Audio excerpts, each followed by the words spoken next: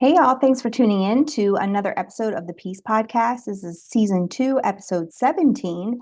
Just give me a reason, whatever that looks like.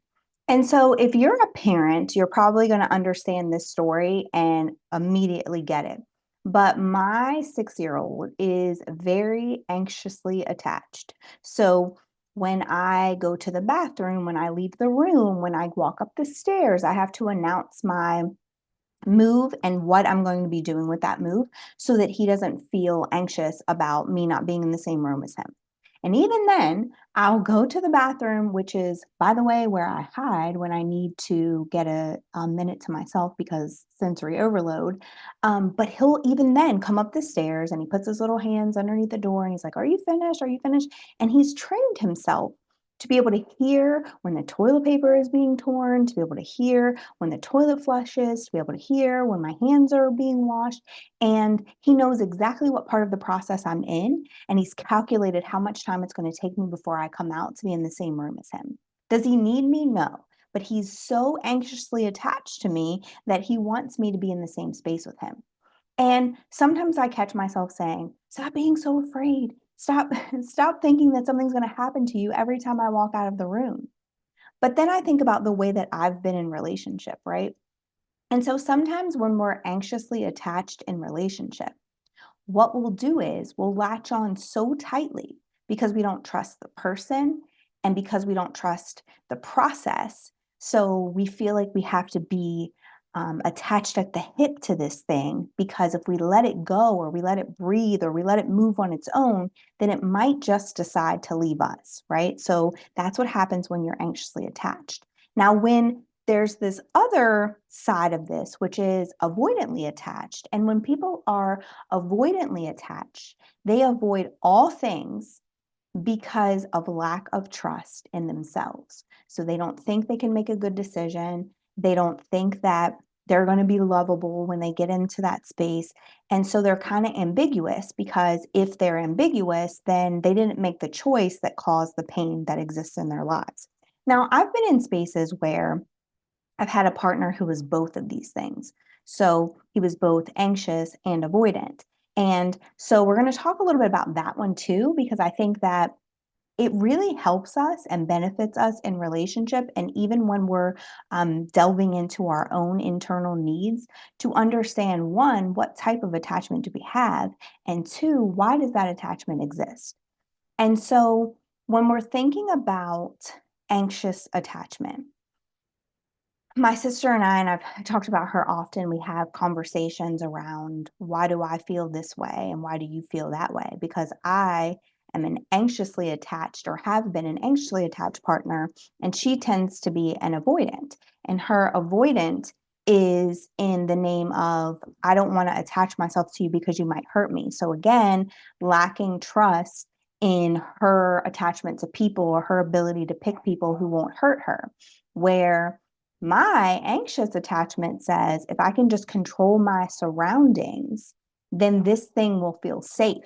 So if I can just control the person or if I can just control the process, then this thing will feel safe. And both of those things came from childhood for us. And so when I think about the things that I've done when I've been anxious and why I do the things that I do when I've been anxiously attached to people, that is what I've landed on.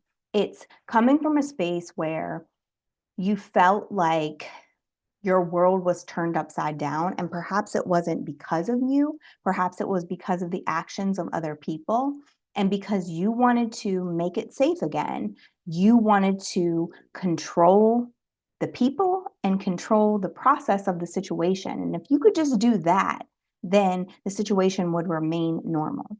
And so for me, it happened. My parents didn't divorce until I was in my early 20s, which is when I started having panic attacks and when I started to feel that really anxious feeling inside of my body.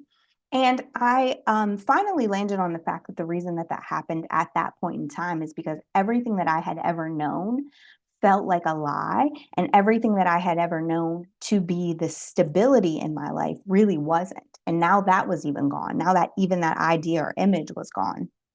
And so during that time, I started to have extreme anxiety. And I've told you that my dad dealt with addiction. And so what ended up happening is I became even bigger people pleaser because I was a people pleaser in my childhood.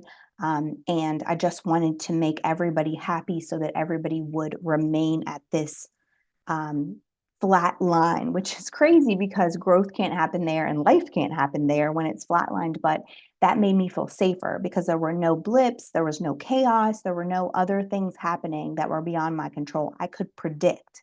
It was a very predictable situation. And so the reason that I became that way was because I couldn't control the people around me. And the things that I would do in relationship looked kind of like becoming super attached to people very quickly and giving them exactly what I felt like they needed, whether it meant that I was giving up the things that weren't of me or abandoning my own self to give it to them, giving them the things that they needed so that the relationship would remain. And so that kind of looked like putting myself in situations that were foreign to me or putting myself in places where my body just felt uncomfortable, allowing myself to be in relationship when I knew that it was over just for the sake of being able to please the other person. And I've talked about this before, but it's interesting because when you're anxious that way, it feels better to be in a situation that you can predict, even if it's bad, than it does to leave that situation because you can't predict the outcome.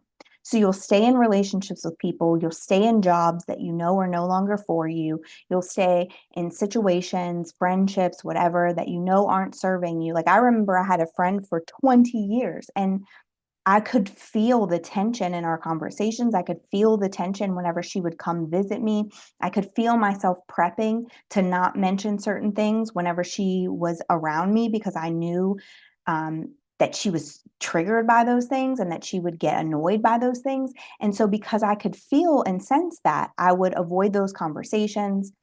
Do whatever that I could do to remain peaceful in that situation, no matter what I needed out of that friendship. I wasn't going to try to share. I was going to try not to share those things just because I knew that that would keep the peace inside of the situation. Now, I could have been drowning in the chaos that was existing in the relationships that I was in, but I wasn't going to share it with her. And sometimes when I did share, when I would like get the urge that I needed to share it with someone and she would be the person that I shared it with, I would automatically feel guilt because I knew that she wasn't going to say that she was annoyed, but I could tell by her behaviors that she was. And so that's another thing that happens when you're anxiously attached. You become hyper vigilant about how people respond, their body language, their tone, things that they say. You question everything. You create a narrative for everything. And I even do it currently. Like people who talk to me often will know that like after I get off the phone with them, and something didn't feel right, like maybe I feel like the wording that I used didn't land well, or maybe I feel like something that I said came across differently than how I intended for it to. I'll shoot them a text and be like, "Hey, I'm hoping that in that conversation that you understood that this is what I meant because I don't want you to fill in the blank with whatever feeling that I've created in my own narrative for that conversation." And so all of that is an effort to control the situation, to make sure that it's predictable so that there isn't this external chaos that's happening so that it doesn't affect the individual, right? And that real reason for that, which comes from the conditioning from, childhood experiences, is that if I can be anxiously attached to this person, if I can fall head over heels and people please and give them everything that they need, then in turn, because I don't trust the people in this situation or the process of this situation, in turn, I'm creating a value there so that that person won't want to leave me. Because if I can make them happy enough, if I can make myself lovable enough, then they won't want to leave, right? And so, I've even done this in job experiences where I walk in the building, I'm like, all right, I'm going to prove myself. And I know that some people do that when they're not anxiously attached. They're like, okay, I'm just going to do the things. But for me, it was like, you first get into the job, you have to prove yourself. You go full out and you make sure that they know who you are. But then, of course, you can't sustain that. It's exhausting. There's no way that you can continue that full on 100% all the time, especially when you're a mom, especially when you have, multiple other things that you're dealing with. And so, um, but I wanted them to fall in love with me. And if they fell in love with me, then of course, if they had to fire anyone or if anyone's going to get on the chopping block or in trouble or whatever, then it wouldn't be me. And I will say that because I've become aware of how I'm attached, I stopped doing that so much. So before, in certain instances, I wouldn't speak up when I felt like something was wrong. I wouldn't ask questions because I didn't want anybody to think that I was a nuisance. There's all of these things that I would prevent myself from doing because I wanted to make sure that I kept the peace by remaining who I pretended to be in the beginning initial phases. Now I kind of just say, okay, this doesn't feel right, so I'm going to say something. But that's because I've become very healthy in my relationships. And I realize that everything isn't always going to be safe all the time for me. Sometimes I have to pull from my internal things that don't feel 100% authentic to be able to speak up for something. And I've learned how to navigate that. But in those spaces where the anxiety took over and I felt like I had to attach myself to someone that way, that dynamic existed wherever I went because I knew that it worked, right? And so let's talk about the avoidantly attached. I don't necessarily understand this one to its depths because I am not that person, right? Someone once said avoidantly attached people will even avoid reading books about relationships because they feel like they're going to fail at the information they've read. Anxiously attached people tend to delve into all the information so that they know all of the possibilities that could happen, so that they know all of their reactions to all of those possibilities. And I'm more on that end of it. I want to know all the things so that I can prevent any outcomes that are not going to be predictable, right? And so when you're thinking about your avoidant attached people, they are going to avoid commitment. They're going to avoid really pouring into relationships. They're going to avoid you'll see them disassociate a lot. And the reason is because they don't trust themselves to choose right. They don't trust themselves to put themselves in situations where they aren't going to be left. And their main concern is being hurt or being left. And because they've resolved, unlike the anxious person, the anxiously attached person, they've resolved that they can't control anybody outside of them. So they're going to control the box that they put themselves in. So they're going to avoid anything that might potentially cause a failure. Inside of relationships, they're going to avoid any type of conflict. They're going to avoid really getting attached to that person. They're going to avoid any type of conversation that's going to be about something that could cause conflict or may require them to change or assess themselves. And all of that is because safety to them looks like keeping everybody out and putting themselves in this bubble. In the work environment, it might look like avoiding standing out, like staying in the middle so that no one looks at them, no one asks them for anything, and no one wants anything from them because they have to have a job, but they don't have to push for anything more than just the paycheck that they're getting from that job. And so they might avoid those type of conversations or those type of communications with other people because avoidance want to be able to just keep things safe by keeping everybody else out. And that's because they don't trust themselves to be able to choose wisely in that space. And it's interesting because my sister does not have a lot of friends. Historically, she hasn't had a lot of friends. And the reason that she doesn't have a lot of friends is because you don't need friends, right? Like you don't have to have friends. You choose to have friends. And for her, the choice to keep that position in her life vacant is safer than putting somebody in there who could potentially hurt her. Now, has that caused her to miss out on some opportunities? Of course it has. But for her, it feels better and it feels richer to not have people who are unpredictable in your life. And if we're being 100% honest, the thought of having to fully trust herself to choose those people really isn't her jam. Now, of course, she chose her husband and that person felt safe to her, but she again is one of those people who married her high school sweetheart. And so to avoid the dating world, to avoid having to go through all of that situation. Now, obviously, they're deeply in love and they have a great marriage, but she didn't want to go that route because then you have to continuously weed out people and figure out if you can trust them. You can't stay in your bubble that way. She knew that that would require some vulnerability from her that she wasn't willing to put out into the world. And so, what happens when you have an anxiously attached person and an avoidantly attached person in the same relationship?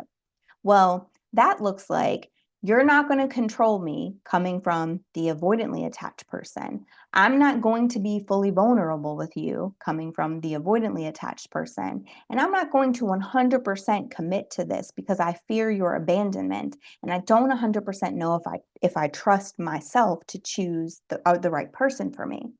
That also may look like controlling all of your behaviors. So instead of how the anxiously attached person will control their own behaviors in an effort to make everything peaceful and lack chaos, the person who is avoidantly attached will try to control your behaviors.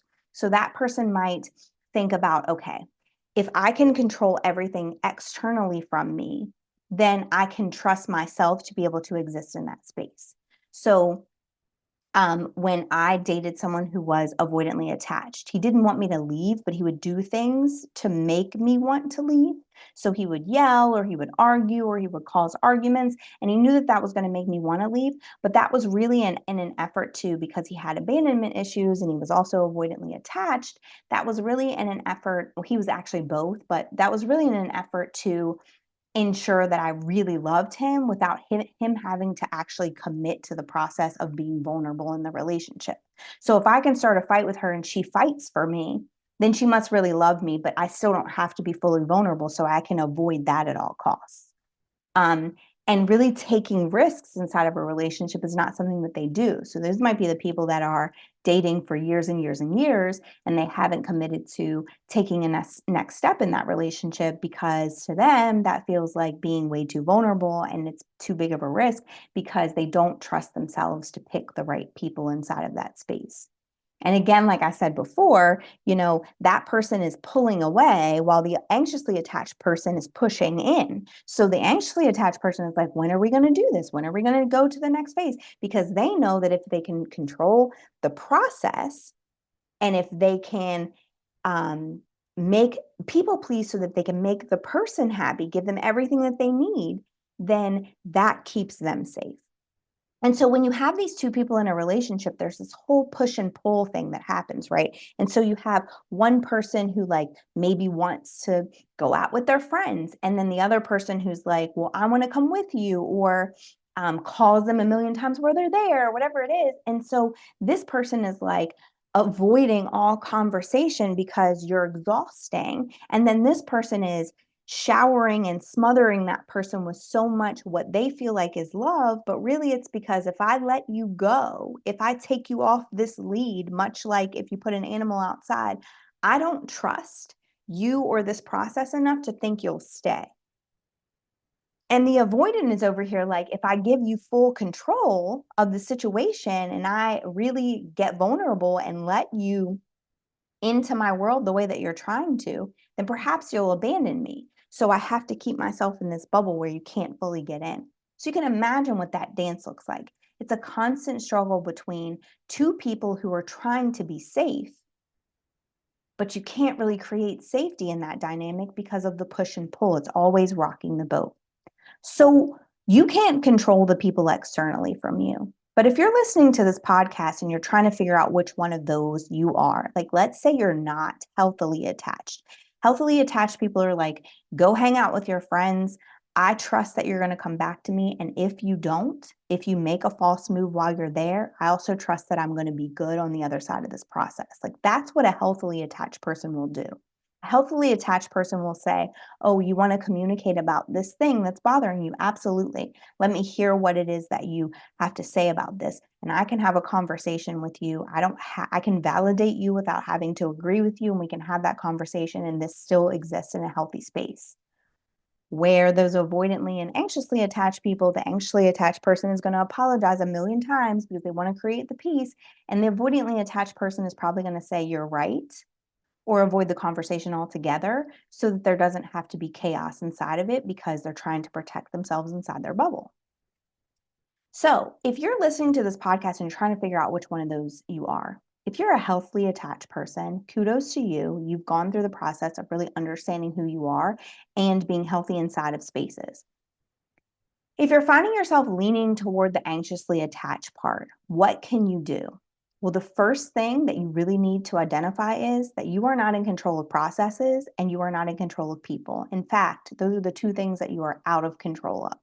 You cannot people please enough to get exactly what you need, and you cannot control situations enough to get exactly what you need. You have to go internal. And what I mean by that is you have to tell yourself, regardless of what happens, I'm going to be fine on the other side. If this thing hurts, I'm going to be fine on the other side. I can't control somebody to do exactly what I need them to do because that's not true and sustainable love. That's not true and sustainable relationship. That's not true and sustainable friendship. If I have to people please to keep them, then perhaps they're not really loving me and in friendship with me, but they're loving and in friendship with this facade that I've created. So the first thing you have to do is realize that you can't control anyone. And the second thing you have to realize is that when you control your and regulate your emotions, then being anxiously attached won't feel like such a necessity. So back to that conversation that I was telling you about my 6-year-old, if he and when he learns that he can't control other people, so people are going to leave the room, they're going to go to the bathroom, they might not come back exactly when he expects them to, but he'll be fine. And when he learns that he can't control people and situations, so unexpected things are going to happen. And when he learns that when someone leaves the room, that he's in charge of his emotions, that someone else isn't in charge of making sure that he feels safe, but he has to find that internally. Now he's 6, but once he learns that and he becomes an adult and he can regulate that, then he will no longer be anxiously attached because he'll trust the process and he'll trust that people are there for a good reason. And if they're not, he'll know that he's going to be okay. So if you find yourself in those spaces, those are the places that I would start. If you find yourself avoidantly attached and you're leaning more toward that side, something that I would tell you is that if you protect yourself from everything, then you get to experience nothing. So if you're avoidantly attached and you're pushing away and you're hurting people because you're pushing them away, you have to really think like, what really is causing me my pain? Is it the people that I'm avoiding or is it my own self? And 9 times out of 10, it's going to be your own self. The other thing that you have to understand is that if you're avoidantly pushing back on other people, you sometimes are causing them to be more anxious than they actually need to be. So if you're feeling smothered or overwhelmed by their phone calls and all of these things, perhaps if you became more vulnerable with them, perhaps if you had more conversations around how you felt and what you were doing, you would be less likely to create that response in them. Now, of course, I'm not talking about abusive relationships. I always want to put that disclaimer in because those are a different animal all in them themselves. But when you're thinking about these type of relationships, when you're thinking about how you exist in relationships, those are some things that you really need to pay attention to. So if you're one of those avoidantly attached people, I would definitely start with understanding that by putting yourself in a bubble, you're preventing yourself from experiencing good things like friendships and community and family and all of these things.